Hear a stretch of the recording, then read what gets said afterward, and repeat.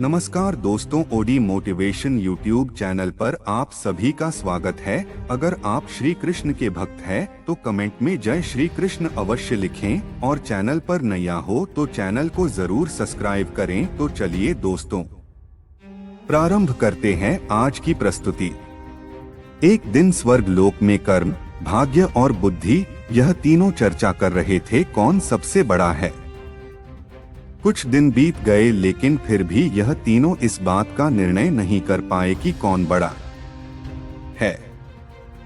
एक दिन नारद मुनि पास से गुजर रहे थे तो उन्होंने देखा कर्म, भाग्य और बुद्धि आपस में किसी बात को लेकर झगड़ रहे हैं। तो नारद मुनि तीनों के पास गए और पूछा, आप तीनों किस बात पर इतना झगड़ रहे हो। तब कर्म, भाग्य और बुद्धि ने बोला, है नारद मुनि, अब आप ही विचार कीजिए कि हम तीनों में से कौन महान है। नारद मुनि हंसते हुए कहा, ठीक है, लेकिन इसके लिए आप तीनों को पृथ्वी लोक में जाना होगा और 1 सप्ताह तक साधारण इंसान के साथ रहना होगा। आप तीनों में से जिसके प्रभाव से उस इंसान का भला होगा उसी को महान घोषित किया जाएगा।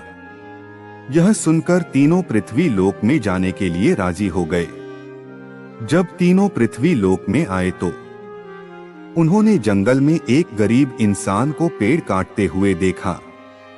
उन तीनों को लगा यही सही इंसान है जिसके शरीर में प्रवेश कर हम अपनी महानता सिद्ध कर सकते हैं। कर्म, भाग्य और बुद्धि आपस में बातें करके यह निर्णय लिया कि वे 1 सप्ताह करके इस इंसान के शरीर में रहेंगे और जिसके प्रभाव से इस इंसान का भला होगा उसे ही महान माना जाएगा। कर्म बोला, सबसे पहले मैं जाऊंगा और उस इंसान का भला करूंगा। कर्म उस इंसान में प्रवेश करते ही उसका कर्म क्षमता दुगना हो गया और वो प्रतिदिन जितना लकड़ी काटता था उससे ज्यादा काटने लगा। यह देखकर वह इंसान बहुत खुश हुआ। पहले से ज्यादा लकड़ी तो वह काट लेता था, लेकिन वह उतना ही लकड़ी बाजार ले जाकर बेच पाता था जितना कि वह पहले बेचता था, क्योंकि ज्यादा लकड़ी ले जाने के लिए उसके पास कोई सामान नहीं था।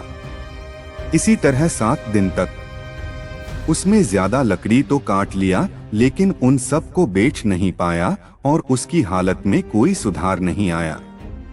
7 दिन बाद कर्म उसके शरीर से बाहर आ गया और निराश होकर स्वर्ग चला गया। यह देखकर भाग्य बोला, कर्म तो उसको धनवान नहीं बना सका, अब मैं उसको धनवान बनाऊंगा। यह कहकर भाग्य उस गरीब इंसान के शरीर में प्रवेश कर गया। भाग्य के शरीर में प्रवेश करने के कुछ देर बाद जंगल में उस गरीब इंसान को बहुत सारा धन मिला। उस धन को पाकर वह खुशी से झूमने लगा। धन को कैसे संभाल कर रखते हैं और कैसे सही जगह पर उपयोग करते हैं इसका ज्ञान उसको नहीं था और उसने सारा धन खर्च कर दिया। 7 दिन बाद भाग्य भी उसका साथ छोड़ दिया और निराश होकर स्वर्ग चला गया। बुद्धि ने भाग्य से कहा, देखना मैं कैसे इसको धनवान बनाता हूँ। बुद्धि उस इंसान के मस्तिष्क में प्रवेश करते ही उसको को ज्ञान की प्राप्ति हुई।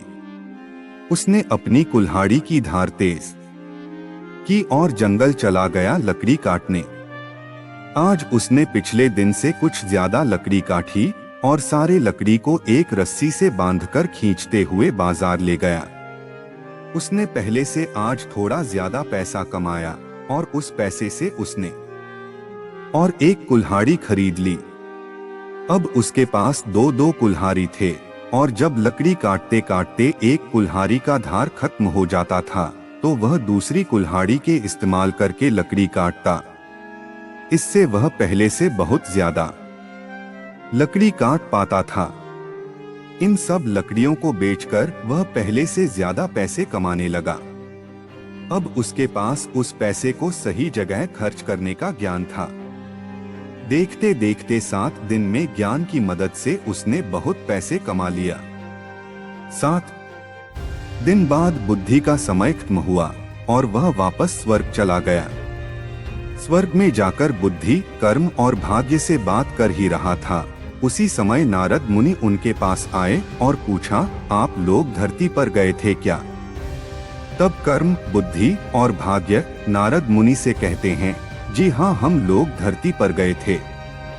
और साथ ही कर्म और भाग्य नारद मुनि से कहते हैं, हे नारद मुनि, बुद्धि ही महान है, क्योंकि जहाँ बुद्धि होती है वहाँ कर्म और भाग्य अपने आप ही चला आता है। इसीलिए बुद्धि को महान कहा गया है।